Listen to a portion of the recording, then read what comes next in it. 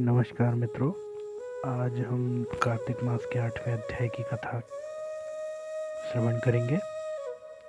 नारद जी ने कहा, हे राजन, अब मैं कार्तिक मास के इस व्रत के उद्यापन विधि बतलाता हूँ।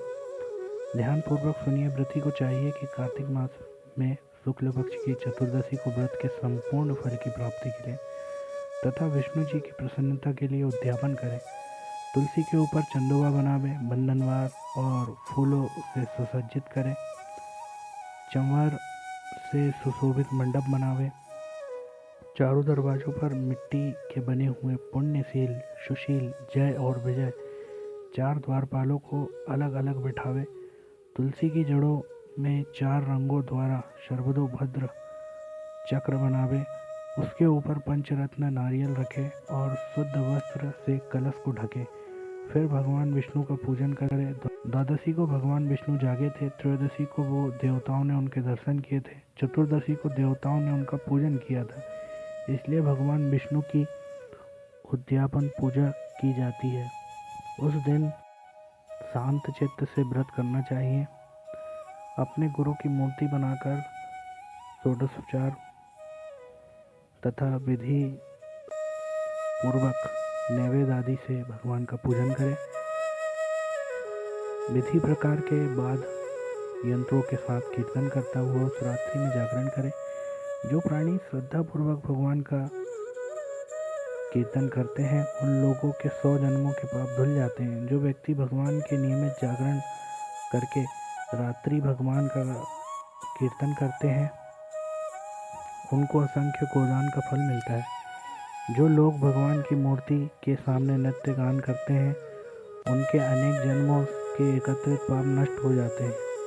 जो लोग भगवान के सम्मुख बैठकर कीर्तन करते हैं और बंसी आदि बजाकर भगवत भक्तों को प्रसन्न करते हैं और भक्ति से रात्रि भर जागरण करते हैं उसे करोड़ों तीर्थ करने का फल मिलता है। पूर्णमासी को अपनी पत्नी सहित वेद पाठी ब्राह्मणों को या केवल एक ही श्रेष्ठ ब्राह्मण को उसकी पत्नी सहित बुलावे और उसे खीर आदि का मधुर भोजन करावे और यथाशक्ति दक्षिणा देवे, क्योंकि पूर्णमासी को ही भगवान ने अपने भक्तों को वरदान दिया था और मत्स्य रूप धारण किया था। अतएव उस दिन जो दान, हवन, जप आदि भगवान विष्णु के निमित्त किया जाता है वह अक्षय फल को देने वाला होता है। इसलिए व्रत करने वाले व्रती को 3 या 1 ब्राह्मण को सहपत्नी सहित सामर्थ्य अनुसार भोजन कराना चाहिए। उन ब्राह्मणों को अपनी सामर्थ्य के अनुसार दक्षिणा देकर प्रणाम करें। बाद में भगवान विष्णु की पूजा करके अन्य देवताओं और तुलसी व कपिला गाय का पूजन करें। व्रत की कथा सुनने वाले गुरु व उपरोक्त ब्राह्मणों को वस्त्राभूषण आदि से पूजन करके उनसे क्षमा प्रार्थना करें। प्रार्थना के मंत्र का अर्थ यह है, आप सब लोग की अनुकंपा से मुझ पर भगवान सदा प्रसन्न रहे। इस व्रत को करने से मेरे 7 जन्मों के किए हुए पाप नष्ट हो जाएं और मेरी संतान चिरंजीवी हो। इस पूजा के द्वारा मेरी सभी इच्छाएं पूर्ण हो। मेरी मृत्यु होने के बाद मुझे अतिशय दुर्लभ विष्णु लोक प्राप्त हो। व्रत करने वाला इस प्रकार ब्राह्मणों से क्षमा की प्रार्थना करे और उनको प्रसन्न करके विदा करे। पूजा की सारी वस्तुओं के साथ गाय भी गुरु को दान में दे। पश्चात घर वालों और मित्रों के साथ स्वयं भोजन करे। कार्तिक और माघ मास के उद्यापन के नियम इसी प्रकार बताए गए हैं।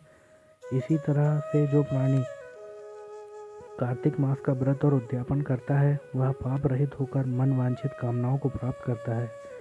इस प्रकार कार्तिक महात्म्य में आज 8वें अध्याय की कथा पूर्ण हुई। अगर आपको यह कहानी पसंद आए तो हमारे चैनल को सब्सक्राइब करें, लाइक करें और कहानी को शेयर करना न भूलें। जय श्री कृष्ण।